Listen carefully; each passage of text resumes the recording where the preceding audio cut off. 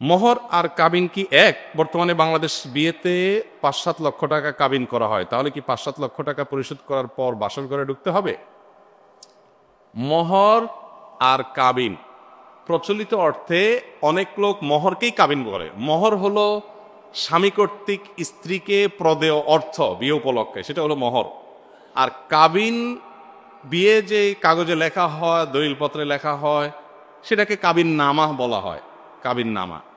তো আমার দেশে অনেকে কাবিন বলেও মোহরকে বুঝায়, বা অনেক সময় কাবিন বলে মোহরকে বোঝানো যায়। তো সেই অর্থে দুইটা এক বলা যায়, যদি কাবিন বলে মোহরকে বোঝায়। বাকি মোহরটা হলো টাকা বা অ্যামাউন্ট বা হক স্ত্রীকে যেটা দিতে হয় বিয়ে উপলক্ষে। আর কাবিন নামা হলো সেই কাগজ যেটাতে কি হয়, বিয়ের চুক্তি লেখা হয়, স্বাক্ষর হয়, সেগুলো কাবিন নামা। তো অনেক সময় কাবিন বলতে মোহরকে বোঝানো হয়। অতএব সেক্ষেত্রে মোহর আর কাবিন একই জিনিস, অর্থাৎ ওই টাকাটা বোঝানো হবে। আর ৫-৭ লক্ষ টাকা হোক আর যাই হোক, মোহর যা ধার্য হবে দুই পক্ষের সম্মতিতে সেটা দিতে হবে। বাসর আগে দিতে পারলে ভালো, মানে বিয়ের শুরুতে দিয়ে দিতে পারলে উত্তম।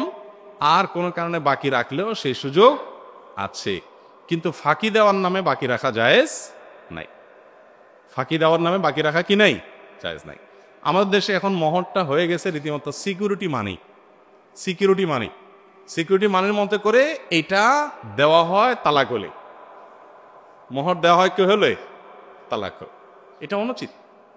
সম্ভবত ফাতেমা রাদিয়াল্লাহু তাআলা আনহা তার বিয়ের সময় আলী রাদিয়াল্লাহু তাআলার সাথে যখন বিয়ে ঠিক হয়েছে, তিনি নিজের রাসূল সাল্লাল্লাহু আলাইহি ওয়াসাল্লামের কাছে শর্ত দিয়েছেন যে আমার মোহর টাকা শোধ করার ব্যবস্থা করেন, অর্থাৎ পেমেন্ট করেন আগে। বাংলাদেশে কোনো মেয়ে যদি এটা বলে, খবর আছে না, বলে বিয়ের আগে বলতেছে যে আমার আগে মোহর পেমেন্ট করেন। এটা নারীর অধিকার এবং বিয়ের আগেই সেটা দেওয়া উচিত, বিয়ের শুরুতে সেটা দেওয়া উচিত। একান্ত দিতে না পারলে বউয়ের কাছ থেকে দরখাস্ত লিখে আবেদন করে হাত পায়ে ধরে আপনি সময় নেবেন, সময় নিয়ে দিয়ে দিবেন। সময়টা যদি হয় অনন্তকাল, যে দেব, বছরকে বছর চলে গেলাম তালাকের জন্য অপেক্ষা করেন, সেটা খুবই গর্হিত কাজ, এটা হওয়া উচিত না। যুবকরা মোহর সেটাই ধরবেন যেটা দিতে পারবেন।